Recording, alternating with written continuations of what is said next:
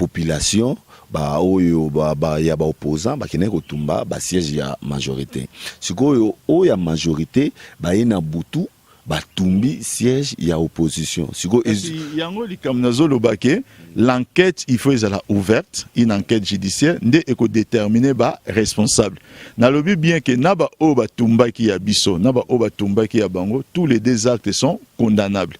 Nul n'a besoin mutu moko te na kati ya mokili aza na droit de se faire justice soi-même donc ça condamnable. Mais on a tout le procureur général il faut frapper. Non, mais procureur général, enquête est déjà en cours. Enquête est déjà en cours. Quand c'était bien qu'on tika là-bas, s'il y a des gens, oh batumba qui ba siège, oh ya biso, ba kangi bango doivent aller en prison. Oh ya biso, so ba kangi ba oh batumba qui ba siège ya IDPS, ba kenepe prison. Allô, bonjour.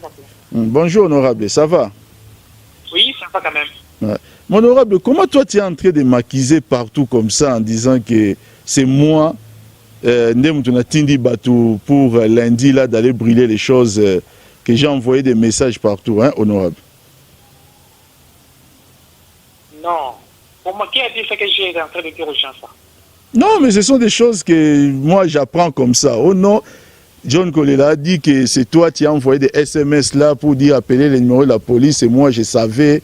C'est moi qui ai... C'est des choses très graves. Attendez. Si tu dis ça, ils m'ont suivi à l'émission d'hier, ça va passer aujourd'hui à 15h sur RTV1. Ok. On m'a posé la question pour dire que non, vous dites que c'est la majorité qui a attaqué la permanence de PES. J'ai dit oui, pour nous c'est la majorité qui a attaqué parce que c'était la nuit et c'était les soldats, les policiers qui ont attaqué la permanence parce que nous avions appris qu'il y avait déjà une connivence entre la majorité et les agents de l'ordre parce qu'il y avait des SMS qui circulaient sur les réseaux sociaux déjà disant que l'opposition va aller brûler des stations et que s'il y avait de situations comme ça, les gens devraient appeler à tel numéro. Alors on a dit, où est-ce que vous avez trouvé ces SMS? J'ai dit oui, j'ai vu ces SMS sur les réseaux sociaux, c'est pas Tama qui l'a posté.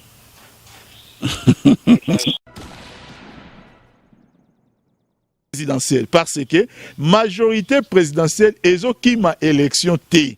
Et là on doit comprendre nous voulons les élections mais tolingi ba élection ni ezala apaisé ezala te que so ba publier ba résultat bon mo contester sur ba fichier et comme bilo comme sous parce que nous allons gagner ces élections.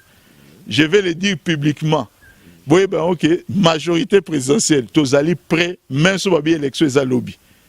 Les gens batuna ba question oh dauphin oh babiloko etali bango ba mituna mais ba yeba ke biso tozalaka prêt au contraire ne baza ko mituna est-ce que le président Kabila a ko postuler lisusu constitution et lobby yango ezali moyen te ça c'est la constitution toke na dialogue on a dialogue ba ko changer constitution to changer te on va ko réviser constitution to réviser te sikoyo mécanisme nini o ezo permettre on va continuer ko affirmer pour biso moto yo kan na dialogue to bandeli ba séquence de l'élection to bandeli tango président Etienne Tshisekedi asengaki dialogue wana Moïse Katumbi azana na biso na kati ya majorité tango aloyi makambo dialogue chef de l'état apesi suite ba pour parler et bandi boyoka masolo o bakutana na Ibiza o bakutana na Nice ainsi de suite o bakutana na Italie eza so eloko e bomba maté les accords ont été signés pour effectifier ya débit à l'époque je me rappelle ezaki ba caméra ndé bato bandako s'opposer na nini na dialogue Rwanda ba yeko nommé facilitateur Eden Kodjo akutani na papa na biso Etienne Tshisekedi ba yokani ba solo li oyebi que Eden Kodjo a sauté de joie ayeko ça la point de presse alobi que notre dialogue ezo banda semaine nini prochaine et papa na biso Etienne Tshisekedi depuis Bruxelles atindi mukanda alobi que Bruno Tshibala, Félix Tshisekedi na Bruno Mavungo, les trois personnes au bazo représenté hier et pas nani et pas facilitateur, pe bazo lingaba pesa ba kombo nini ya ba 12 délégués pour le comité préparatoire.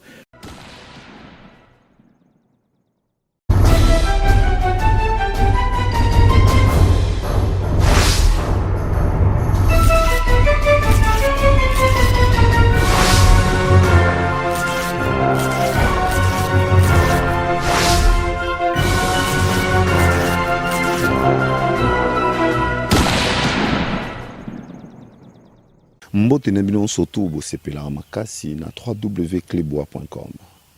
Bino moko boyebi biso site na biso tozaka en génération tout qui pareil donc ça to sala kanyon surtout. Nana yebi sur la politique te o ezoleka na ngonga oyo. Yango to préféra ki tomata on a pigeon to kutana ndeko na biso papitamba. Papitamba oyo azali cadre ya PPRD et puis azali communicateur et à majorité. Yene to kubetani masolo milai peu vérité faisant nakati. Pourquoi bazako condamner toujours bango? Bango pe pona nini bazako condamner pe ngamo mosusu. Nde toye bango awa na www.clebois.com. Mbote ndeko papi. Mbote naza cadre à PPRD te naza membre à PPRD. Ok, on est qui déjà moi correction mon robot mais bonne santé à majorité sigo. Ça va. Ça va pas parce que mission na bino ekokisami. Mission nini yango ekokisami. Faut peut-être yo lipola malamu lo yo zo benga mission otokokisi. Lelo baza ko akize bino que butinda ki ba commando ba attaquer ba siège ya opposition. Non, la vie, je pense que tout ça là quand même un peu sérieux. Tout ça un peu sérieux pour opposition et senga qui et ça la manifestation. Bah comment est Mukanda et pas le gouverneur. Gouverneur nege loi et senga. Ce qui bossa li demande à nini ya manifestation. Bon préciser itinéraire. Ba préciser qu'il y a un itinéraire. Gouverneur a benga bango, bazo lobe lo côté. Gouverneur s'est déplacé, tina siège. Muta senga ki yango eza ndeko na biso lenga nkoi. Aketi na siège na ye, ayeko tuna bango itinéraire. Ba discuter na gouverneur, ba pesi itinéraire ko banda triomphal ti basuka na échangeur na limité. Bazu ba disposition sécuritaire nyonso. C'est-à-dire, les policiers vont accompagner les manifestants pacifiques. Les policiers vont attendre mindu quitter. Les policiers pour encadrer les mikolo nyons un comportement de police. Même jour mikolo où est arrivé à papa monsieur Tien Tshisekedi, Nancy Oti au monde attaque comportement mon côté et débordé par les policiers. À la grande surprise, et là qu'on est vraiment inattendu. Nous avons se préparer autrement. Il y a un comprendre pourquoi on a un groupe ça itinéraire en fait, ils s'en foutaient de la marche. So hôtel makamnyo c'est les cas qui ont action coordonnée. Ils ont action salemi de façon spontanée. Ils ont bloqué au SM dans coin différents, mais ils ont l'accès coordination. C'est-à-dire côté moko kuna boyo ka ba tumba ki boye, kuna ba tumba ki boye, kuna ba tumba ki boye. Ce qui est là que moko ils ont lié bah plusieurs points à manifestation te et permettre ça là et loko anate. Mais il faut aux journalistes luko leka. Ota la journal le 19 au basali na siège à interfédéral à PPRD na 6e rue. C'est au-delà il y a obabenga destruction méchante. C'est vraiment au-delà. Donc, c'est là comment on se retale en deuxième fois. Kende retala au basali na siège mususu oyo na bagi interfédéral na temple otobenga na boulevard Sendo à PPRD. Kende retala au basali na parti à Pius Mawilu. Kende retala au basali presque par-ci par-là. Moi, je pense que vis-à-vis à makambo au baïbaki c'est qu'on pouvait les acquiser bango. Moi, personnellement, je pense peut-être Bango Moko, avec l'air militant de Bamesana, ils sont capables, il y a la pyromane, oyo, à resalaper acte contre eux pour justifier autrement. Comment est-ce que Ndenge Zapla Soana Mukonzamboka a connu qu'on soit garde présidentielle? Atinda Bango, non, ouais, ça va biloko oyo, basala ki tangwa kala ya Mobutu. Bozoe basus opération de Titimboka. Bameka iko ya ko kosela Mobutu makambo ke non voilà président Mobutu on a université Lubumbashi ba bomi ba étudiant pendant le isolement diplomatique ya mboka na biso momona ki même par rapport à déclaration na bango le président d'un grand pays abosani ba problème oza na kati ya mboka na ya komi na ONU, il s'est laissé emballer par ce genre de discours. Et ça stratégie moko ebandi lelo te, ça stratégie na bango akala. Sauf que en 48 heures, eloko auto assisté na niveau Kinshasa, na ba destruction auto meyi komona. Moi je pense que je peux dire que ça le diable en personne est passé na Kinshasa et ça c'est pas bien. C'est pas bien, il faut quand même congolais to comprendre que politique il faut faire évoluer mboka.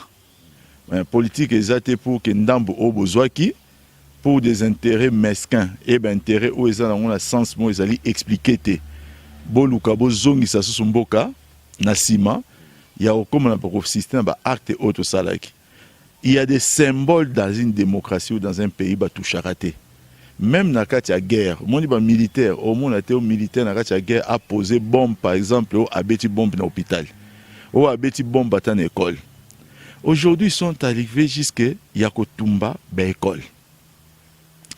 Imaginez au milieu de la place, il y a tout ce qu'il y a personnel à niveau, il y a l'école yango avec ba matériel didactique, avec ba notes, il y a élèves, ba bloco et belé, il n'y a plus rien au étiquetage. Ba école mususu to déplorer ba perte de vies humaines, bloco ba tumbi bana ba kufi. École moko bana bakufi 4 école mbale bana bakufi moko naba nzela mususu juste parce que mutoye na portable azo mona makamo azo filmer ba dépiécer carrément en deux ba côté mususu tel que na siège a peu perdre policier azaki ye moko o akengela la siège ba tumbi policier na essence yebisanga siko ba essence o nyonso basali makambo wana nani mutu asombi yango to yebi ndenge za place wana ba nani ba financer bango na biloko ndenge wana en tout cas ngai na yoka ki procureur la République a lobby que a décerné ba mandat d'arrêt donc ba dinyo ba atini plutôt police ba interpeller ba auteur ndenge loi esenga que so une manifestation est dégénérée mutu asenga qui marche azali première personne oyo il faut répondre à acte devant justice. J'encourage vraiment ces actes-là. Alors, l'autre souka, où ils allaient plus grave. Et ça, c'est où ils n'a parlé du peuple. Où il que comme il n'a parlé du peuple. Bah le que non, bah ça la kakandé bah ça la qui na Libreville. C'est-à-dire bah que Tumbanini parler du peuple. Là avec bah leader na bango en première place bango bah tu tenir bah propos. Donc, Monique Ezaï qui était que l'eau mobo kanisa qui opposition qui au déposé marche non. Il y avait un plan, il y a tentative, il y a coup d'état.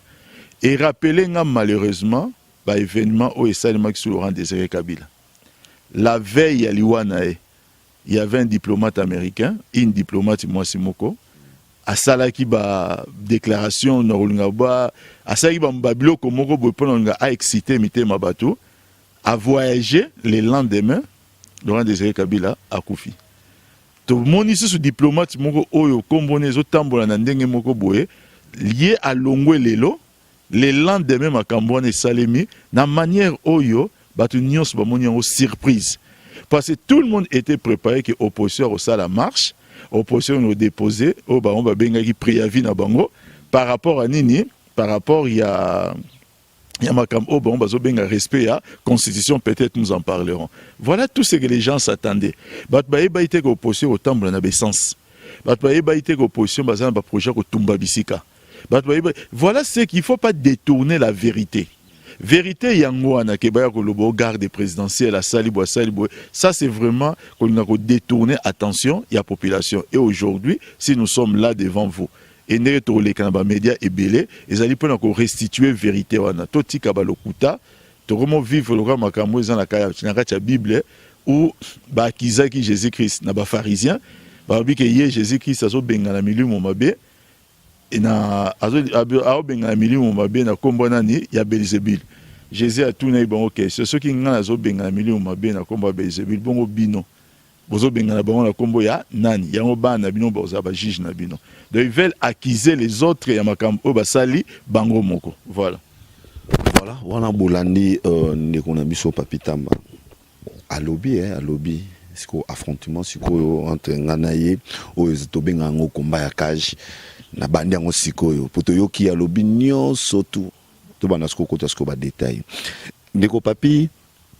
D'abord opposition esengaki marche ezala le 19 hôtel de ville est accordé en nous, mais la police oya biso ya mboka bakomi kopanza lisusu marche yango balingi yango sute na dernière minute. Eza qui dit à quoi bino moko bolobaki a bo changer sous B tonne. C'est un mensonge qui vient tout droit de l'enfer. Nazolo banao ke soki ezalaki marche basengaki batambola ndenge longo banaki. Omonaki mukolo oyo papa monsieur Tian Tshisekedi azonga na mboko za journaliste nanisi omonaki non pas seulement bato balanda ki mais bakirie oyo batelemaki tout au long ya boulevard jour wana peut-être ne bakoloba ke makamso ko sale. Mais c'est un mensonge. Soki bosengi marche autorisation marche boyo kana itinéraire tango bino boyo itinéraire oyo boyo kanina autorité oyo bako sécuriser ozolanda ngai itinéraire ezalaki wapi ezalaki ko banda triomphal tina na ninyo na échangère yebisa ngai masina njili kimbanseke bandal biloko nyonso bako no tumba ezalaki itinéraire marche siko police o azali censé ko respecter ordre public bayaki pe les pauvres bazaki armés te ne nazo expliquer yo. Il aurait fallu basenga ba renfort. Police y ayaki na sansani ya ko escorter ba manifestants o ba ko manifester de façon pacifique. Boyoka boyokuna o ba tumbi école de Sévigné. Boyoka kuna boyo o ba tumbi boy tout ça. Est-ce que yango ndezaki autorisation marche basalaki? Maintenant qu'est-ce que la police devait faire? Encourager ce genre de choses ou la police maintenant il faut disperser bato. Bango mo ba pesaki heure na bango ezaki midi. Oyo, marche na bango esengesa nini ebanda. Ils ont commencé à brûler à partir de 10h. So yebisa ngai. Et là, omoni c'est vrai, baloba politique eza domaine à lokuta, c'est vrai baloba raboyema, nga loba toujours toro ça la politique autrement. Politique ezaka tout le temps mamba lokuta te. À un moment, toza apena mo bo sembo na kati ya politique likambo salimbo bo reconnaître pe que salemaki boy. Et là, il y a certains éléments qui relèvent purement. Il y a un dossier, il y a Masola Kati, peut-être on a précisé. On a failli une catastrophe. Et là, on a vu les amis ont failli nous surprendre. Ça y a un moment où Bino Bozalaki na likamususu na mutu. Boyebika akembo ba osala marche na mongo il faut quoi accorder bon oh bango baya ki jour wana na intention de brûler le pays et ba ki na intention osala coup d'état. Voilà. Ba ki na intention osala coup d'état. Entre-temps, le roi ba tumbi siège na bino a PPRD, ba tumbi siège ya CNC, bino sko na kanda na bobino. Il faut to le caper na butu ale, IDPS, SID, MLP moto Oyopé Fonus moto. Ces genres de choses sont condamnables. Ezala baoba tumbi siège IDPS et puis il y a PPRD ezala baoba tumbi ba siège ya IDPS ba union sobaza condamnable. Baoba banda ki kosala ba salima be soki batumusus basala ki pe revanche. Je ne sais pas, puisque nous avons un magicien, surtout nous avons un batumba qui siège à PPRD, na ibangote. Baza quoi qui c'est bino bata majorité. Te na do biboy. Au lobby nanga batumbi siège bata majorité ba retumba siège à PPRD te. Wana ebanike population ba oyo ba ya ba opposant ba kene ko tumba ba siège ya majorité. Sikoyo o ya majorité ba ina butu batumbi siège ya opposition. Yango likamnazo lobake l'enquête il faut être ouverte, une enquête judiciaire ndé eko déterminer ba responsable. Na lobi bien que naba o batumba ki ya biso, naba o batumba ki ya bango, tous les deux actes sont condamnables. Nul n'a besoin mutu moko te na kati ya mokili a droit de se faire justice soi-même. Donc c'est condamnable. Mais on a tout le procureur général il faut frapper. Non, mais procureur général, enquête est déjà en cours. Enquête est déjà en cours. Quand c'était bien qu'on est là-bas, s'il y a des gens, oh batumba qui ba siège, oh yabiso, bakangi bango doivent aller en prison. Oh yabiso, so bakangi ba oh batumba qui ba siège ya IDPS, ba kende pe prison. Pour ça, na biso ezalité, to mo vivre ba sens ya règlement de compte. To mo loba ke voilà, oyo ba betchaki mbeli, ngape na tourna na tchembeli. So to bito kotsa mboka na pratique wana. Toyeba ndenge bandaka, toyeba ke sika et soukarate. Il faut éviter ba biloko wana. Voilà, il faut éviter ba biloko wana, mais ndeko papi tamba lelo ezana honorable moko John Kolela. Yobi Naibie très bien. Très bien, mais il y a des gens qui disent que oyebaki, obana continue de texto, que non, boké dans la station, baboya au buka, so ba au buka, donc bobenka la police. Est-ce que c'est vrai d'abord? Je suis surpris d'apprendre que à Kizenga Bloko Ndengwana, peut-être je l'appellerai. Oui, malheureusement, opposition à Bisso Bazalaka toujours na double langage.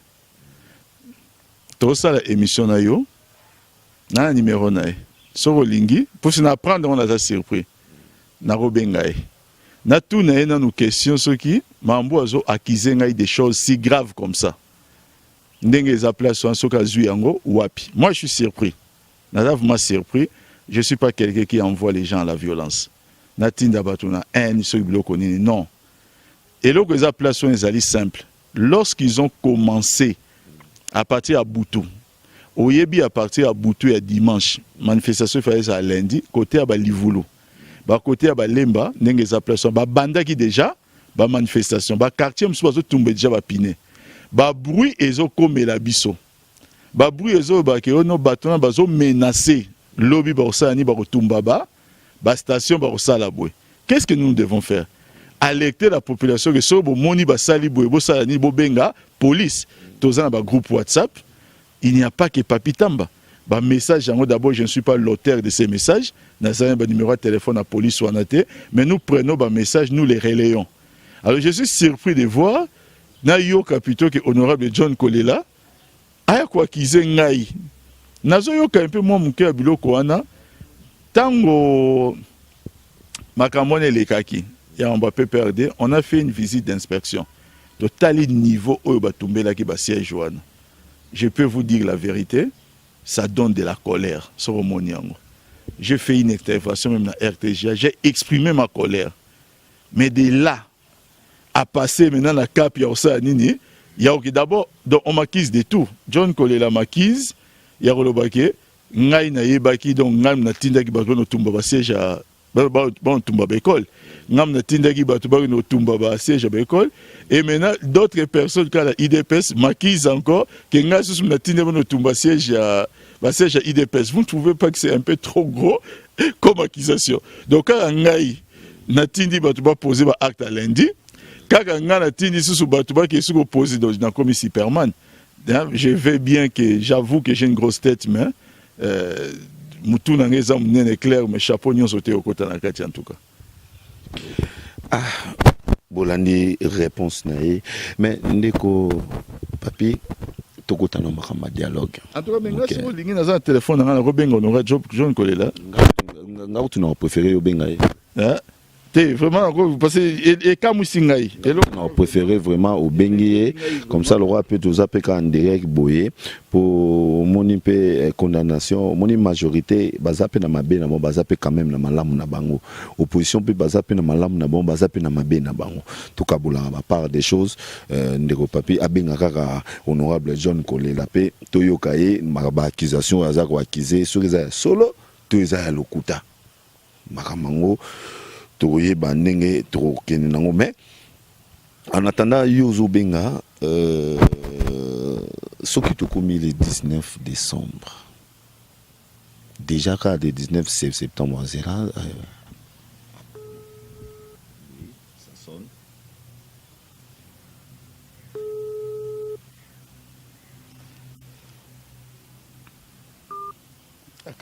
à 4 numéros c'est ça. C'est grave d'accuser quelqu'un de ce genre de choses. Ça y ambité, c'est pas grave, mais j'aurai l'occasion. Il y a beaucoup d'années quand même. On va continuer non. Voilà. Le 19 septembre déjà dans les 20. Batouba Koufi, Batouba Zoki. Akangi téléphone. Voilà. Lélo, Oza après vraiment na bengue mazo ya kangi téléphone. Il faut avoir courage à koyebisanga makambo en face, mais je ne les lâcherai pas.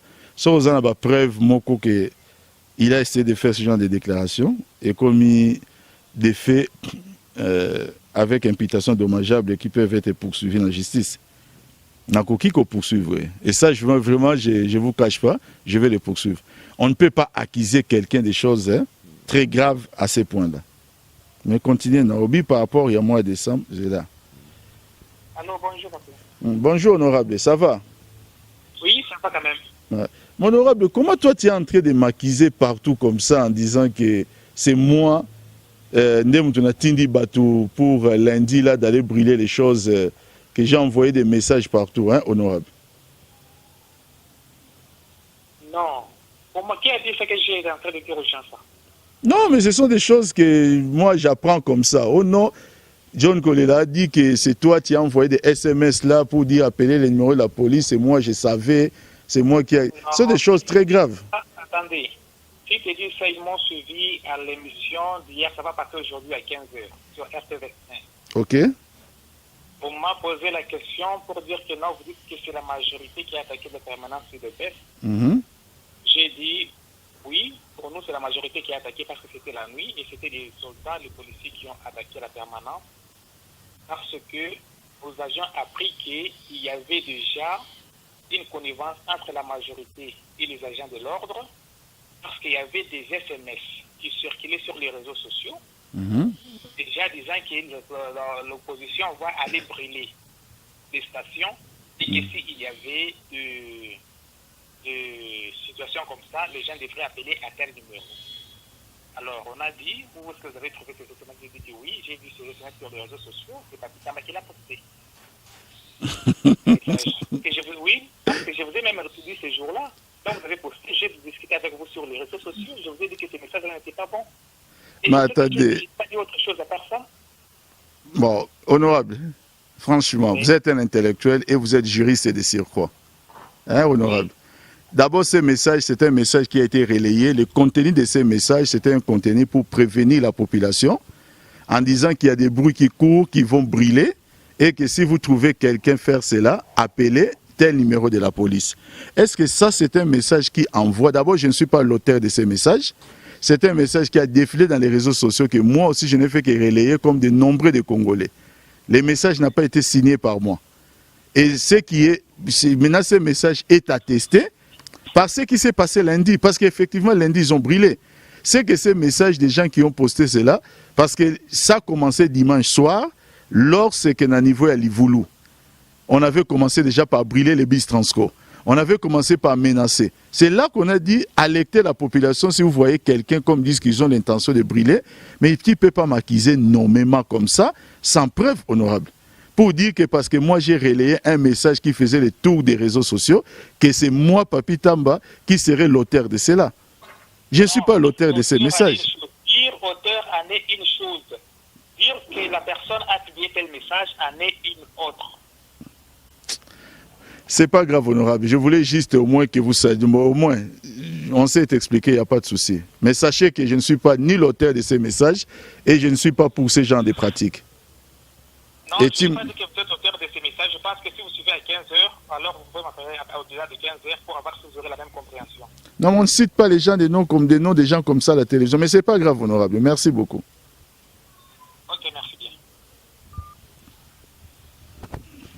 Voilà, tu comprends maman vérité na sens là. Mais moi ma selon on peut les carrés majorité dans opposition. Mais ndeko papi tout soit un homme qui dialogue et comme il y a poussa solution pour zoaté. C'est que vendredi ne bolaki biso vendredi. Bon perception date ya élection.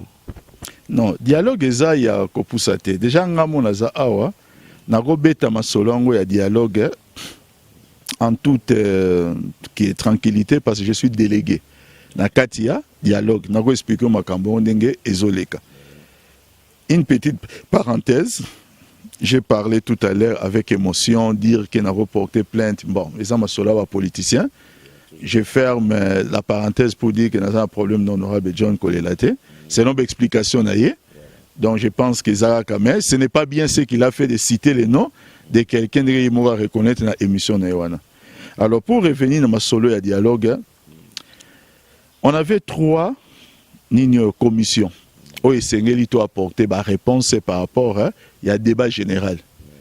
Oyo esengeli to ça. On s'est mis d'accord sur tout. Première commission, ezalaki commission fichier électoral, na commission financement, il y a élection. Qu'est-ce qui s'est passé? Il s'est passé que depuis 2011 ou depuis 2012, lorsque l'élection est léguée à 2011, l'opposition et la communauté internationale, ils avaient réquisé les fichiers il y a 2011. Babi que fichier Oyo, ils allaient fichier moko corrompu. Ils avaient fichier moto risque pour expliquer, pour exploiter plutôt. Tant qu'ils ont évolué, donc comme 2012 wana, Bureau Seni est tombé. Opposition Seni Bureau Seni est tombé. Peut pas récomposer Bureau Seni. Pour nous récomposer Bureau Seni, ça nous a pris jusqu'à mois juillet, environ mois et demi. Et c'est récomposé qui même en pleine période il y a guerre avec les M23. Une fois bureau à Seni récomposé, il faut organiser les élections. Mais l'élément central, il y a des élections. Il y a des élections locales. L'élément central, il y a des élections, il y a les fichiers électoraux. Or, les fichiers électoraux qui étaient là étaient réquisés. Maintenant, qu'est-ce qu'il fallait faire? Est-ce qu'il fallait organiser les élections sur base de ces fichiers-là? Ou il fallait qu'on pense qu'on réconcilie un nouveau fichier, ou il faut qu'on soit fichier, ça arrive place ouana, bah ça la révision partielle. Les dialogues dans matière ouana avec l'opposition et simba jamais. Biso toye en 2014, toye kolobani que non, en prévision bah enjeux électoraux à venir. Tout le monde qui est procédé à l'identification de la population. Identification de la population et qu'on permettre de place ouana que to vider problème il y a fichier électoral. En mois de décembre 2014, début 2015, l'opposition a instrumentalisé la population. Kosi bango que non, tozo luka recensement, et au ça 10 ans, Kabila a glissé, ainsi de suite. Aujourd'hui, tout nous rattrape. C'est parti du mois de mai, pour la première fois, 2015, que les chefs de l'État a monique Makambo Nengezo Kendewana, fichier électoral les athées, consensus entre classes politiques et autres maté. A invité classe politique congolaise dans le dialogue. Dans le solo, il y a des tergiversations. Tantôt oui, tantôt non, ainsi de suite. Boye bibi no moko. Ce qui moment au chef de l'État le bagi makamba dialogue. To kende ki na dialogue période parce que les opposants au bazal lelo na kati ya dialogue. Bazo minoko bakanga. To solaka. Na kati ya masolo wana to yebisaka bango. Tolobaka, bomoni sikoyo, comment vous traînez ça qui mboka. Diboso par rapport à l'Ikambalo à identification de la population. Deuxièmement, si Maramba dialogue, vous traînez. Lobi makambo belé contre dialogue. Oh non, dialogue est allé pour nous sa Kabila 3e mandat. Dialogue est allé pour nous réviser la constitution. Dialogue est allé pour nous changer la constitution. Moi, et jusqu'à ces jours, des institutions telles que la Senko se ridiculisent alors que Baïgi Nakati pour dire encore que les dialogues veulent consacrer un 3e mandat à la Kabila. On va apprendre des opposants à partir à Poto alors que matière où il y a révision constitution de dialogue est athée. Personne n'a parlé ni à la révision et la Senko était là. Et comme anti-kabilisme primaire. Et l'anti-kabilisme, c'est-à-dire c'est la haine contre la personne à chef de l'État et la haine est Randarabatsukoyo aveugle. Parce que solo, il y a dialogue concernant fichier électoral. Nous nous sommes rendus devant 3 options. Première option, Balobimbo, Sobolingi, Toroïko Kongieb sa Seni a convoqué scrutin sikoy. Élection et Salema, na mois en novembre. Sans problème. Mais tu as utilisé fichier à 2011. Quelles sont les imperfections à fichier 2011? Fichier à 2011, premièrement, ils ont intégré plus de 10 millions de nouveaux majorités. Or, 10 millions de personnes, au bazar a droit à voter, ils peuvent faire la différence. Il y a entre 2 candidats. Pour vous donner une idée, entre le président Kabila et le président Tshisekedi en 2011, l'écart est à 2 800 000 voix. Les Londres Tozabouye, 10 millions de nouveaux majeurs. C'est des Congolais aux constitutions, lui, bazar a droit à voter, fichier au Sanini, exclut Bango. Deuxième chose, des Congolais qui ne se sont pas fait enrôler. Mais oyo na 2011 ba s'enrôler mais lelo baza na poste ba voter ba s'enrôler estimation ya ONI et baza environ de 8 500 000 environ. Donc comme j'ai une élection qui va exclure 18 500 000 Congolais. Ça to bito ke na affiché wana. Troisième chose, nakatika affiché wana. Balobi que non voilà, il y a environ 1 800 000 morts depuis 2011. Wana marambo tozoloba ezali ba expert ya ONI na ba expert ya OIF eza vutu bisote nde bato bazoloba makambo na wana opposition na kati ya salle bafandi nien balobi que non voilà 1 800 000 morts. Je me rappellerai et le quand même général Diandéré oya OIF alobaki na kati ya salle abi que si nous allons avec ces fichiers là nous devons accepter que les morts élisent des vivants. Parce que 1 800 000 personnes au Bakoufa, ça va être des électeurs fictifs où ils vont voter Batumisusu. Et dernier détail qu'il y a affiché, Tango M23 a occupé qui secteur il y a Goma, Massissi, côté Nyonswana, a occupé presque 700 000 km². Qu'est-ce qu'ils ont fait? Ils ont occupé une machine. Oya seni puisque bokipa ki yango oya côté kuna ba multiplier ba nini ba carte d'électeur à tel enseigne que ba étrangers mingi bazan ba pays frontalier bazan ba carte d'électeur nini il y a ba congolais qui sont pas des congolais. Donc par rapport à tous ces différents éléments ba tiens l'émission on a mis ça ba si vous voulez nous allons aux élections organisons le 28 novembre. On a biso majorité to lobby mais to accepter que les élections sont invalidées dans la Cour constitutionnelle. Parce que CENI est organisé l'élection, mais CENI est sous KKP, n'a pas sa résultat provisoire. Moutapé sa résultat définitif et sa Cour constitutionnelle. Or, Cour constitutionnelle est impossible. Cour constitutionnelle est validée l'élection avec imperfection na PECI. Selon l'article 161 de la Constitution nabiso, Congolais nyonso aza na droit. Ce qui droit constitutionnel n'est allé lésé à saisir cours constitutionnel. Alors imaginons 10 millions de nouveaux majeurs. Baké va saisir cours constitutionnel que bisoto zana droit ko voter mais ba sali élection ba boy ko sa nini ko intégrer biso. Tonga to dépenser bon on a élection na souka ba sa nini ba invalider ba 5 bino bo sa nini bo enrôler bango. Opposition souka ki na ratia salle. Deuxième option. To le bon option mi balé ezali simple. To garder fichier il y a 2011, mais si tu regardes le fichier 2011, tu nettoyer yango. Qu'on nettoyer yango veut dire quoi? Tu longo liba mort, ou liba koufa ki ba 1 800 000 wana.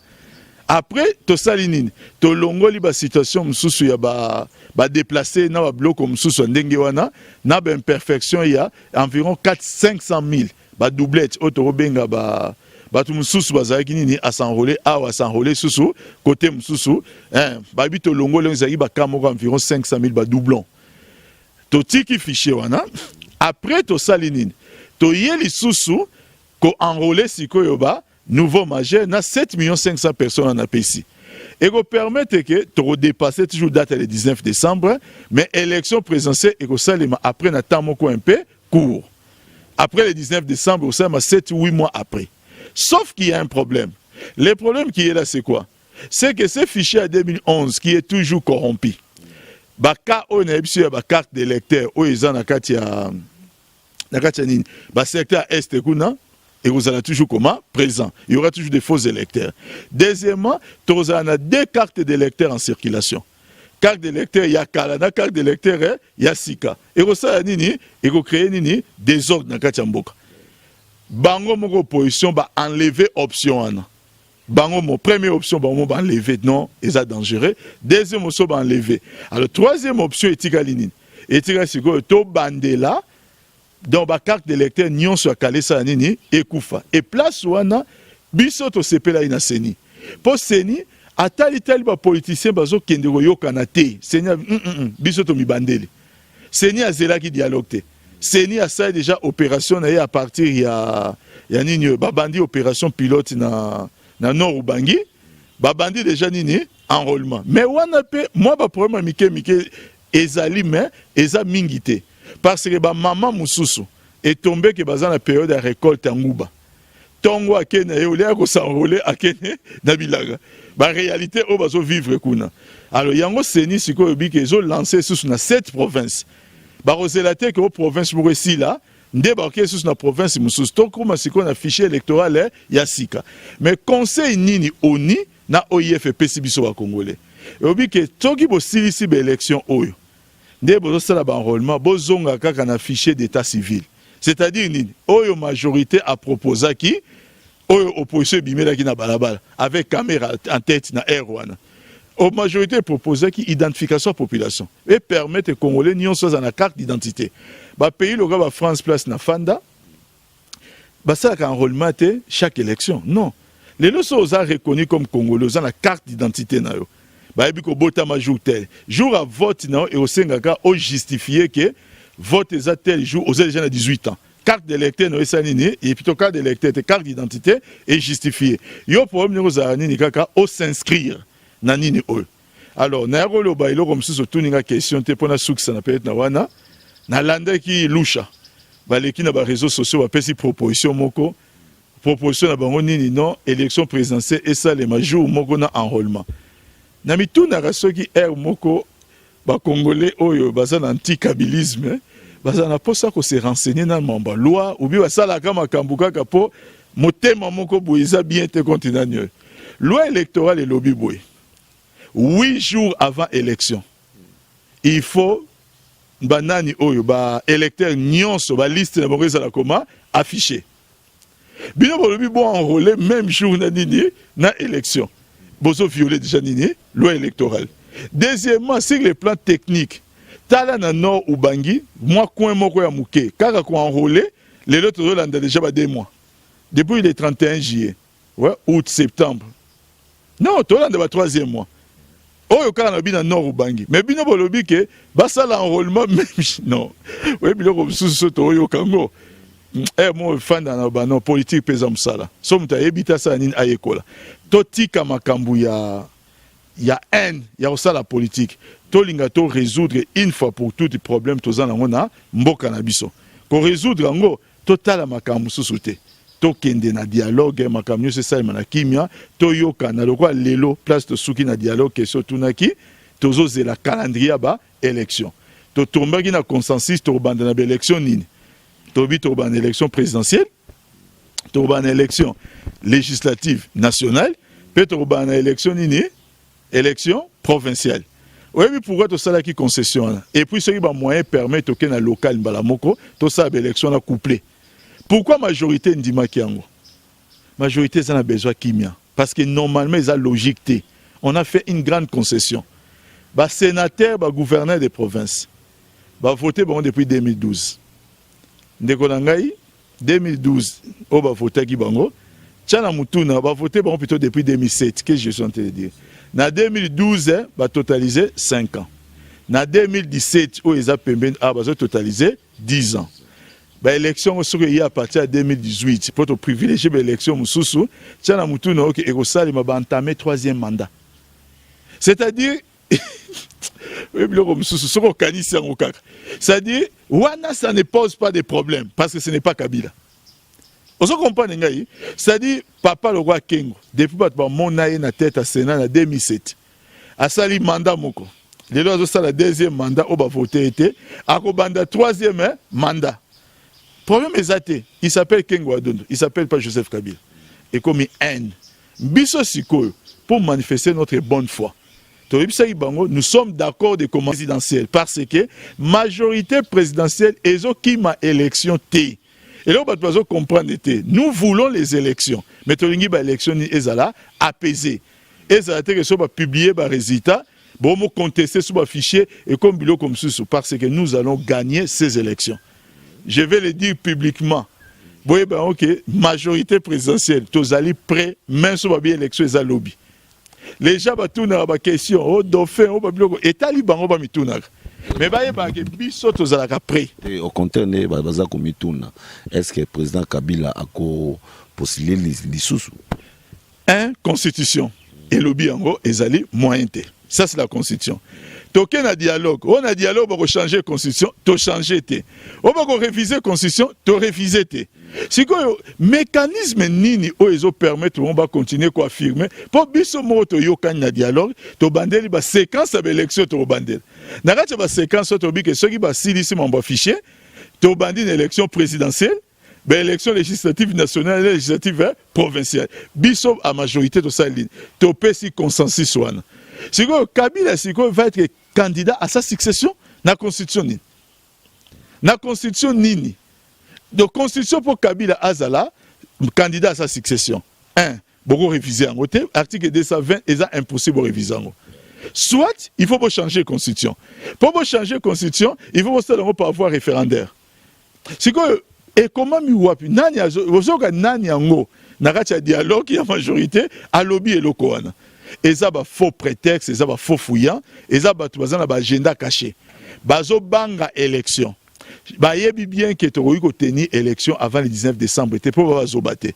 Mais bazo luka moyen moko ya ko renverser régime par la rue. Pona nini pona ko éviter nzela nini ya ba élection. Pona ba élection ndenge zabo to ko pité donc na kati ya Congo lelo élection to ko battre bango. Tozo banga ngote. Todo ba bino majorité bosan candidat na bino. Oh, mais na biso tozali prêt. Ozo comprendre que zala prêt. Ba continuer kaka ko zala distrait toujours ba soukaka na mutu ya Kabila kaka. Kabila j'étais osala un jour avant Seigneur convoquer scrutin. Kabila tabo mona kambo bo déposer ba candidat. Ba moni ba osala kaka kebate même temps Kabila ko longwa na e. Et osala kaka Kabila. Ba ça distrait par rapport à haine. Et ça sous ma soloté parce que si les plans rationnels rien ne les justifie. Tous non, il faut Kabila loba qui a se représenté. Comme si la constitution ne suffit pas. Président Kagame. A loba te que non, ngai na 2017, na Saline, na Tiki, na se représenté sous soute. A Saline, a révisé la constitution. Président Sassou en face, a loba ginin. Na postulé sous soute. A Saline, a changé la constitution. Président Sassou a postulé qui a l'équipe. Alors qu'à loba qui est dans ça dans côté. Président Kagame, a loba qui a sali yango. Tala sigo président Sassou, azan a pouvoir depuis quelle année? Tala président Kagame azan a pouvoir depuis quelle année? Ba on nyon so ba na pouvoir avant nan. Ozola ndangai, longwa sigo place wana. Président nanyo ya Uganda, 4e mandat. O azo totaliser lelo. Azo bakana ba voisin na biso. Eduardo Santos a pouvoir depuis quelle année? Kende kana ba voisin na biso pour mona. Balinga siko ko komisa na RDC biso eloko mongo na regrettaka nazo bango ouvertement parce que j'ai été tant Mobutu j'ai été un opposant, un grand opposant des toi étudiant na regrettaka parce que ba instrumentaliser biso. Mobutu ne pouvait pas partir na modèle o akindelaki ozolandanga il fallait azam na peuple na soutenir parce que na gotala natali ba master na ye na ba collègue na ye président na ba mboka mususu Omar Bongo Paul Biya utazati lelo Omar Bongo akufa otali ba président Sassou anakaka ba misusu bazati lelo ba président bazala ba président en même temps que nani Mobutu nakala biso ne sikoyo ba instrumentaliser ki biso na makambo mususu nyere nazo mona lelo ba jeune ebele bazo instrumentaliser bango ngana comprendre bango parce que nous aussi tozaki instrumentaliser manipulation et kotari biso yango tozo sala effort ya ko sensibiliser pour l'accès que ça c'est dangereux. C'est très dangereux parce que Mobutu pouvait quitter le pays par d'autres mécanismes. Mécanisme, ce Mobutu a quitté qui n'a pas armée rwandaise et ça nini et kota na mboka na bisoté. Mais opposition à ça responsable numéro 1, il y a un obasema qui contre nani contre Mobutu. Donc biso le loto lingi li susu na mboka na biso nde baloba na français plus jamais ça. Bazwa mutu ya Lumumba. Ba trahissa Lumumba bazwa mutu ne. Ce qui est curieux, les mêmes qui ont livré Lumumba. Na année wana 1960, ba lettre obakoma ezali ba benga Lumumba crapaud. Ce sont les mêmes aujourd'hui qui sont encore en train de chercher. Il y a livré les sous nani Joseph Kabila, qui est venu beaucoup d'années après nani Lumumba. Mais la seule différence, c'est que lorsque bano kose la Lumumba makambo, Lumumba yoka pasi, o Lumumba communiste, o Lumumba soki a eu pouvoir, moi sinon ozasu moi sina ote, akoma moi se batu nyonso, ndako no ozasu ndako note, ekoma ndako batu nyonso. Et loko ba kose la Lumumba wana, lelo natango akala les pauvres Lumumba azanga ki batu balobela. Il était seul avec tous ses mensonges. Jouba Bomiye, dans le monde entier, il marche à protestation. Dans le RDC fête. Pour la nini, babomi monstre. Ndenge bateka qui est. Mais ce n'est pas le cas pour Joseph Kabila. Aujourd'hui, Joseph Kabila a des gens comme Papi Tamba. Il a des gens comme plusieurs Congolais. Oyo place banba kosele makambo nous viendons dire que bosa nini bozo kosa. Oh le mumba zo qui chance. Oh le mumba zo qui chance mais tout comme déjà cochité dialogue national les nazoyo kayo zoloba biso majorité opposition mais opposition basa qui basinga qui marche basa kata dialogue té ba kota kité ba pesa ki bino moi ba condition ba ba ke pourquoi bozo bimisa Diomindonga la té bozo bimisa Jean-Claude Muyambo té bolongola Manadarea Moïse Katumbi bino non bosa ele onté non boyo kanité na opposition sur les ozoba opposition wapi. Au moins un autre mensonge qui vient de l'enfer. Papa Nangaï Moutali Bosso na opposition ou asenga qui dialogue. Ezali Etienne Tshisekedi. Papa Nambiso président Etienne Tshisekedi. Tant que président Etienne Tshisekedi asenga qui dialogue, wana Moïse Katumbi azana na biso na kati ya majorité. Tant que aloyi maraba dialogue chef de l'état apesi suite ba pour parler et bandi. Boyoka Masolo, Oba Kouta na Ibiza, Oba Kouta na Nice, ainsi de suite. Oba Kouta na Italie, et ça sur loko et bomba maté. Les accords ont été signés. Pour effectifier, il y a débit à l'époque, je me rappelle, les Aguiba Camerounais batouana s'opposer na nini na dialogue. Rwanda. Bayeko nommé facilitateur Eden Kodjo. Eden Kodjo a Kouta Nina papa na biso Etienne Tshisekedi. Bayokani ba solo li. Oyebi que Eden Kodjo a sauté de joie avec ça la point de presse. Alors que notre dialogue réseau banda semaine nini prochaine. Et papa M. Tshisekedi depuis Bruxelles atindi Mukanda alors que Bruno Tshibala, Félix Tshisekedi na Bruno Mavungo, les trois personnes au bazo représenté hier et pas nani et pas facilitateur, pe bazo lingaba pesa ba kombo nini ya ba 12 délégués pour le comité préparatoire. Mais IDPS et Sengi yende a désigné na kati nani ya opposition. Wana ba condition au bazo balelo ezate. Na minute wana tambe koma iba débat na ba Steve Mbika na ba Bitakwiri. Ba Siliki même et comme qui guerre mo bozo landati Bitakwiri rubini kutu grand-mère ne a remodique dialogue. Pour comme que IDPS a eko étouffé bango alors que bango ba banda ki nini maxolo a dialogue. Qu'est-ce qui a changé? Eloko moko. Pendant que tango baza ba yokani makamba dialogue tout. Ba Félix Tshisekedi ba uti poto ba ye. Ba yebki ba okuta na facilité tozo zela liste à comité dini préparatoire. Total na poto ba la kisi biso photo et les internet Moïse Katumbi Katebe Katoto na Etienne Tshisekedi ba salini ba kutani. Nyonso échanger à partir de nini à partir de jour wana. Rassemblement oyo ça allusion. Rassemblement wana ezala kité et ko botema na moi jié. Les rassemblement au comité de sages. Titre au processus à dialogue ezala quitté. Qu'est-ce qui s'est passé? Les indiscrétions à Bruno Mavungo. Na ben indiscrétion Moussous nous parle qu'il y a des mallettes d'argent qui ont comment circulé.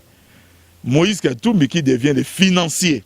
Ça, en tout cas, ce n'est pas moi qui l'ai dit. Il y a des révélations qui ont été faites dans ce sens-là. Avec au somba IDPS pour sa liberté. Tout ça, un individu, il peut être milliardaire. Est-ce que Zali pour mbongo na ye, il faut compromettre le processus à paix, alors que Moïse Katumbi avec tout l'argent qu'il a, il pouvait prendre des avocats, Aebi Kenaza innocent. Il peut prendre des avocats à Baron. Yamakasi. À un moment, tout le monde qui n'a pas de à Bengsi, le grand avocat français qui est connu comme état champion à Bakitima, Eric Dupond-Moretti. Bon, mon a swapi. Aïe swapi. Est-ce que solo nae? Est-ce que pourquoi Eric Dupond-Moretti a se désisté à Zonga? Boyebi pourquoi? Boyebi contenu à dossier wanate. Naba vanti ou esalema ki wapi na katikati. Alors il pouvait, avec son argent, au lieu de chercher, il a dépensé autant d'argent dans d'autres choses. Il pouvait organiser sa défense, prouver que Naza comment? Naza innocent. Makambo Diomindonga la wana, eza prétexte. Tant bayaki ko banda dialogue, mutaloba mba Diomindonga la azate. Au moment Mouyambo, il faut trouver un prétexte pour mon arrêter que Eza Moïse Katumbi Karamutu, Bongibo Lobé. L'IDPS aujourd'hui est acheté par Moïse Katumbi. Basa sur la liberté. Tant où tu sais, papa, monsieur, c'est que dans zone en Amboka. Jet privé. Au long à Bruxelles, au Yao. Au Web Sangai, tu vas c'est que dans un Ambongo Wapi, pas louer jet privé. Nantes louer là qui est jet privé. Yo, yé na kati Amboka. Mais aux arts redévables à Mouto à Sanini, c'est environ $250 000. Aux arts redévables à Mouto à Sanini, à louer le jet privé. Lélo va comment vivre na nini wana. Ce qui lélo, na zolo ba na vérité. Tolobi que non, voilà, il y a abandon de poursuites contre le gouverneur Moïse Katumbi. Au moni rassemblement, na ba G7 makambu nyonso ba osala. Et Sili, nyonso. C'est Moïse Katumbi qui est à la manœuvre. Mais comment peut-on, Batumsou va comprendre un peu mécanisme droit. L'affaire qu'il a condamnée, c'est une affaire qui a une partie civile. C'est-à-dire, Moutou. A moni que immeuble batikelanga na papa langai. Immeuble yango batikelanga yo oboto langa yango. Mais le gars a pouvoir, oza gouverneur, oza ko manipuler ni makambo nyonso. Ngai na moni que non, mon mec qui n'a porté plainte. N'a ko porté plainte pour na ba immeuble na ngai. Oyo ngai na moni que ça ya ngai. Ole oya ko défendre kana yo devant Moutouana obikene. Eza ba immeuble na ngai solo. Eza bo po Moutouana c'était stupide so ina nyangwana a présenté ba preuve na tina niveau presse. Qu'est-ce qui va se passer? Okom ko faire disparaître ba huissier. Non, attendez. Ça c'est des pratiques des gangsters. Il y a qu'à démontrer que Naza innocent. Bon comme ko ça ou non, ba condamner stupide c'est on qui na Grèce. Bon so tia ba biloko mon internet biloko c'est quelqu'un qui prouve qu'il a été coupable. Maintenant comment l'État va faire? L'État va dire, mais c'est stupide, bon, on a un problème dans Moïse Katumbi, mais biso, l'État, tolobi na ok, problème en gros est sili. Pour nani parce que la personne s'appelle Moïse Katumbi, ça ne se fait pas en droit. Et loko oyo ba pesera batu ba amnistie na ba contexte wana. Ezali batu oyo par exemple ba kanga kié, non pas pour une destruction méchante, mais par exemple, jour-moi, les cas qui na télé, il a donné une opinion, son opinion. Et mais quelqu'un énervé moi mouké et le roman politique a moutou apporté que plainte bakangié bon par rapport à wana on constate que c'était son opinion ba bengi onini bazali prisonnier d'opinion yende bakolo banini bon on peut essayer ça amnistie mais ceux qui au longwa qui na ba propos à opinion ozwa qui essence otumba qui motuka batu na minute wana au longwa ya contexte oza sur amnistiabilité ça c'est les droits. Ça dit tout Lukate to inventé droit oyo Batumso il va inventer les biso. Moïse Katumbi a des problèmes avec un particulier qui a porté plainte contre lui. Alors Moïse Katumbi a comme ce que somba les rassemblements, que somba opposition, dépenser de l'argent, croyant que s'il fait disparaître des juges, fait disparaître les greffiers, dossier ça c'est d'abord être, passez-moi l'expression, mais mailler les mingités. Lélo, une décision. Et tigre dans le tribunal, mais ça dit notifié au parti. Attends, il a fait disparaître greffier. Mais la partie adverse, Azananine, on a doublé dossier. On va exploiter double dossier à partie adverse. Il a fait disparaître huissier, on fait disparaître. Quand on les voit à la télé, on sent même que bateau, sincère, moi vertige. Ça, c'est des méthodes des gangsters. Moi, je vais vous dire une chose. J'ai été quelqu'un qui avait beaucoup d'estime envers Moïse Katumbi. Aujourd'hui, je regrette de constater que nous avons défendu quelqu'un qui nous a tous dipés. L'homme n'est pas celui que nous croyons. C'est vraiment la méthode où ils ont pratiqué. Tu vois d'abord que l'homme se distingue par l'ingratitude notoire. Tu vois que l'homme est en train de se distinguer par des méthodes de gangsters. Et c'est la méthode où ils rediriger les mbokate. Babiloko est belé, tu dois découvrir. Tu vois qu'il a quand même été fort de nous diper. Côté en tout cas, nous avons le devoir de demander pardon au peuple congolais parce que nous avons la salle d'émission. Par exemple, le problème à Moïse Katumbi na Mouyambo, j'étais un des défenseurs de Moïse Katumbi na Mouyambo. J'ai essayé de défendre leur personne dans tous les sens, mais le fait que Mouyambo a loba, aujourd'hui je me rends compte en réalisant les lettres, na moni qui va faire en gros, ils ont concordé avec la pratique nazo mon et pas Nani et pas Moïse Katumbi. La vérité aujourd'hui, si le dialogue est bloqué, c'est seulement pour Mbongo Moïse Nini Katumbi qui a acheté la famille biologique à Tshisekedi et qui a acheté l'IDPS. C'est tout. C'est tout, voilà. Tokomi na suka. Na yebi, tokomi na suka. Mais, dernière question, oyo to aussi sanandeko papi tamba, ezali question oyo, il y a date le 24 samedi. Bango pe bazana marche, majorité. Opposition pe ayepe, aglobi pe non. 23, 24, Moutabi Mate, pour Tolela, bateau Babomaki, na jour, il y a le 19, na le 20, ils auront la ville morte. Guerre en est commis entre bino majorité, na opposition, beaucoup mieux on dirait, Mboka, comme bino moko, des personnes, des groupes, pour bino botche marche le 24, bango pe opposition babité. Population bobimate na ebité ba disposition oyo bosala ki programme bosali pour na samedi le 24 pour toi aussi ça rend la question oyo na ebité so ko pesa biso programme ndenge zali na ndenge bosala oyo opposition le parti bino pe mosapi. Oko se rappeler, je pense ezaki début mai, à l'époque c'était le président Kamere na honorable F Bazaïba ba groupe na mangwana ba sollicita qui marche. Biso PPRD, que sollicita qui marche. Le gouverneur nous l'a interdit, il ne nous a pas donné l'autorisation. Batika qui marche à Nani, il y a opposition et c'est déroulé normalement. Personne n'a qu'à PPRD n'est parti s'interposer dans la marche à Nani, dans la marche opposition. Bayako Tchabiso date le 4 juin, presque un mois après. Et ça qui joue même où il y a marche. Oh, mon ami maman Nabiso, honorable F. Bazaïba, à l'obaki qui batira qui a joué qui balle dans le col. Un mois après, tout le monde n'est pas présent, s'assoit là, tu vas talon et guy. Naza vraiment curieux à voyer médecin naé. Vraiment, médecin, on a vraiment, c'est important.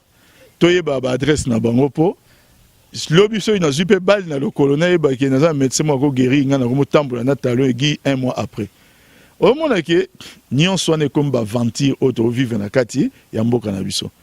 Opposition bazana schéma na bango. Ils disent que non voilà bino bazana marche biso to déclarer journée ville morte. Nous avons des bonnes guerres, mais ça doit s'arrêter là.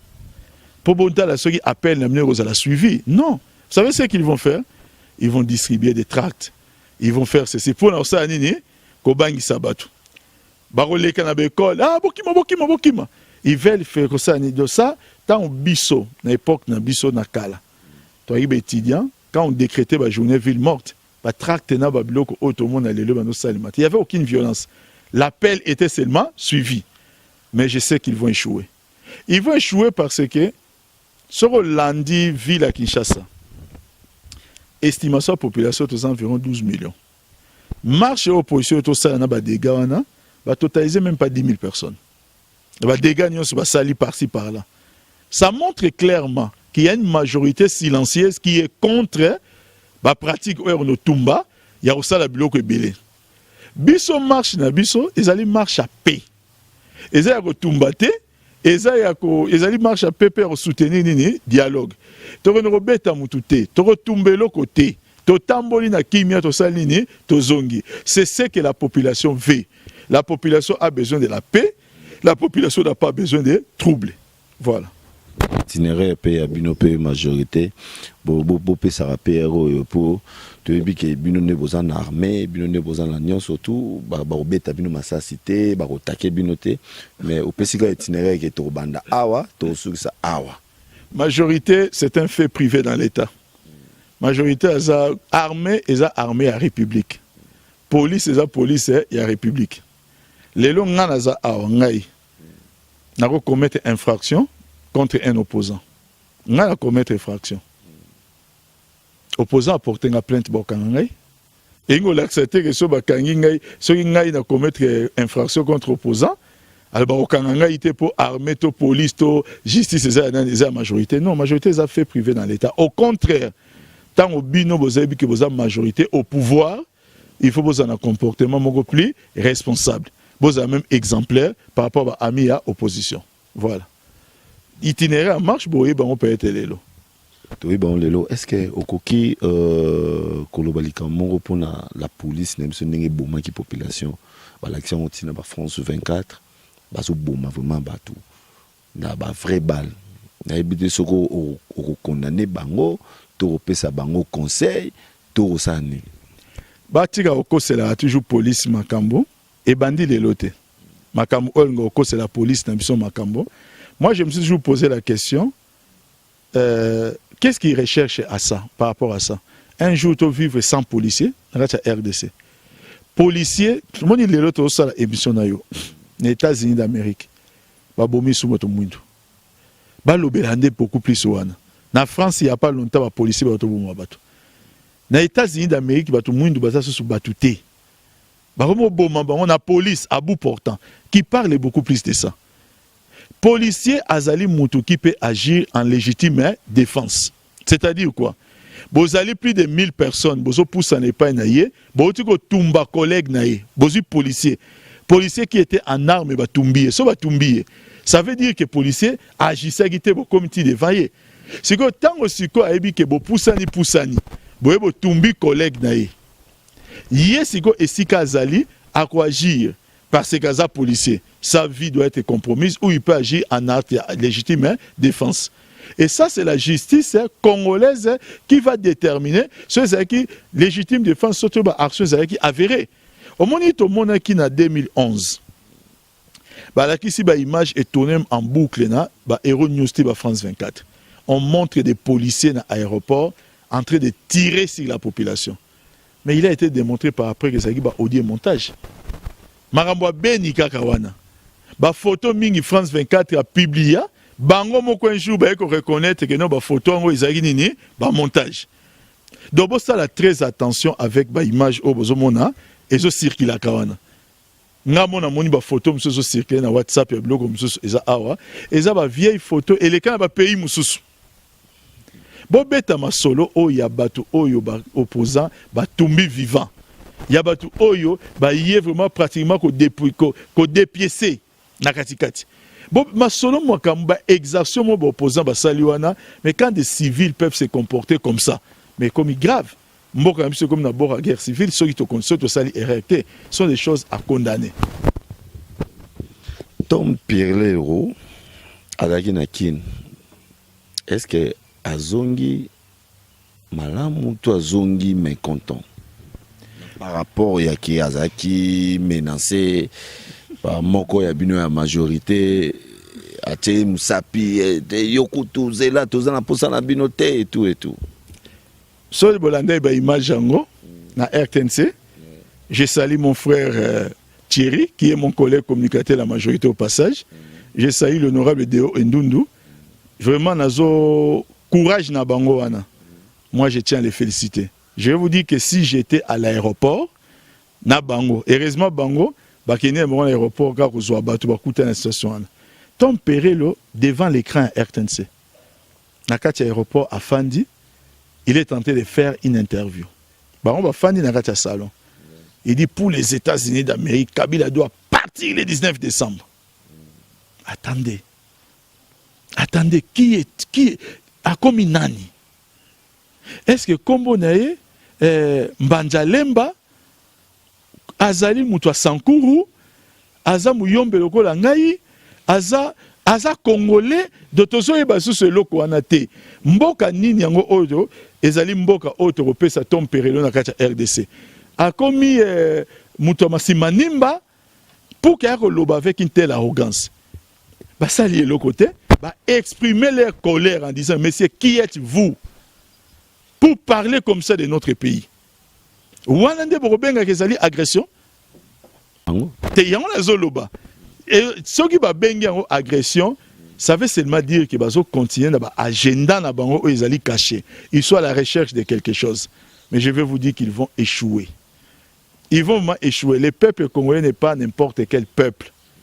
Nous sommes des descendants de Kimpavita. Toi ba descendant à Simon Kimbangu. Toi ba descendant à Lumumba. Toi va descendre à Kassavubu, toi va descendre à Laurent Désiré Kabila. Toi n'importe quel peuple était. Les chefs de l'État l'a déjà dit. Pour la défense des intérêts de notre pays, nous irons jusqu'au sacrifice suprême. Si ces gens, Monique, parce qu'ils s'appellent les États-Unis d'Amérique, et qu'ils ont fait des choses en Libye, ils vont faire des choses ailleurs, ils vont venir faire la même chose ici, ils vont tuer des Congolais. Oyebi Ndekonangai, ceux qui ont, oyo baluka qui na niveau ya Rwanda, kanisaki que ce bobomi président Abiyarimana, makambando luka esili, yeba kite que en tuant le président Abiyarimana, ils vont provoquer un génocide qui va coûter la mort rapide de 800 000 Rwandais. Tu as besoin d'un mboka na bisote. Ne pensez pas que nakati mboka oyo, nous accepterons que la tête de Joseph Kabila soit touchée de cette manière de Baosalango. Ne pensez pas. Nous ne voulons pas que le sang coule dans ce pays. Alors nous avons intérêt, na bango, na intérêt na biso, allons dialoguer. To dialoguer, to luka paix, to luka mécanisme nini oyo to organiser les élections et ça crédible, apaisé. Déjà les contours s'est dessiné. Mais qu'on ne pense pas. Il y en a répété le Koebisao. Ils ont tué le président Abiyarimana. Ils se sont dit qu'en les tuant, pour n'avoir makambo sili.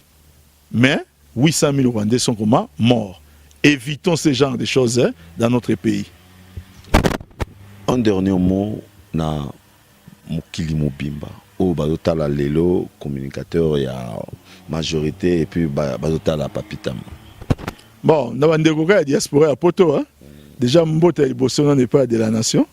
Il est Moko l'invisible. Celui qu'on ne voit jamais. Donc vraiment merci à Mingi na cleboa.com. Na ndenge vraiment boye comment on a poto sala émission oyo. Mbote Ming na bandeko na biso nyonso ya diaspora. Hein, bandeko nyonso ba combattant. Na web sabino que malgré ça, je vous aime. Donc malgré ça, je vous aime. Wana tolo ba soigner. Na soigné te. Na lobi que malgré ça, je vous aime. Donc comprendre que ma solo faisait ma solo bolingo. Et ma solo za onte ma solo ya yo libumuto tobola yo to sala boye. Et ça ma solo mo ko memanango batu et sika monte parce que nous ne sommes pas intimidables. Nous sommes toi bato solo là comme nous sommes intimidables. Ça va faire plus de 10 ans que nous vivons avec des insultes et des menaces na bango. Et ça fera encore beaucoup d'années pour continuer à vivre dans. Alors pour éviter ça, ça a ça vis-à-vis na bango.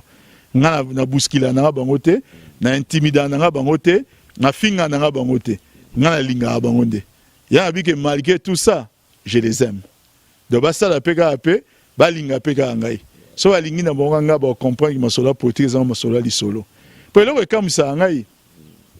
On a combattu avec Kishasa. Tout ça na bango. Mais on a beaucoup de photos. Ah, na menga tout ça na yo. Ata Kabila yebi ki tout ça na yo pour mes até. Bon ke pe sika mo boy na tout na bombo. Ne tout ça boy. Ce qui par exemple na pe na photo. C'est beaucoup bimisa na pe na matonge to na Château Rouge. Et c'est beaucoup quoi simengo. Donc bango baza ba to masolo ya kuku. Na moi balobi bona butu balobi boy. Biso to ba to moto a clair ba na nzambe. Maboko pembe. Moi makila papitambo. Makila maboko papitambo. Ata makila mokote. Moi munoko papitambo. Ata insulte mokote. De ezate dans maboko pembe. Bon mto nenga nzamba otike koma. Lobana ni yo moko. Nzambe vraiment otike ndenge. Voilà, merci beaucoup Nabino Soto Bozaki Liboso ya ba écran Nabino Boana Ikolanda émission ya Makasio ya Freddy Akimbe Doli Lorea Botaba Chéri Kalta Badjo mais monto na vérité c'est-à-dire cleboa.com ou ezolanda ma partout na mokili donc merci na bande konyo surtout ya likasi na ndenge bozo benga ngai pour botuna évolution ya mboka mais ngano ba na bino nazana loko ya répondre bino te na lukande moko ya communicateur ya majorité ameka kopesa biso makambo nyonso tout ezoleka na mboka na biso. Merci à toi aussi de la nation un bon tonton l'homme invisible tonton Bana Papi Guéné Pichumanga ya chéri ya qualité Yvette Kalombo Sankitoko et Herman Mporoyo. Oyazaki assistant nanga lelo manager Edi Akimbe Kovo VV Kanka l'international et pourquoi pas aussi na Merle Bao Ndombasi Mayasi Papi Kaba Kirikou et Philly Japan de Philly. Ngana bino tokutani na makambo elandi mais le propos tenu dans cette émission concerne que lui seul l'invité nayebi ke totongi pe mutu te tofingi pe mutu te, mais quand même vérité ezalaka vérité par la Schengen oyebi makambo nazoloba. Tukutai na welande. Bye.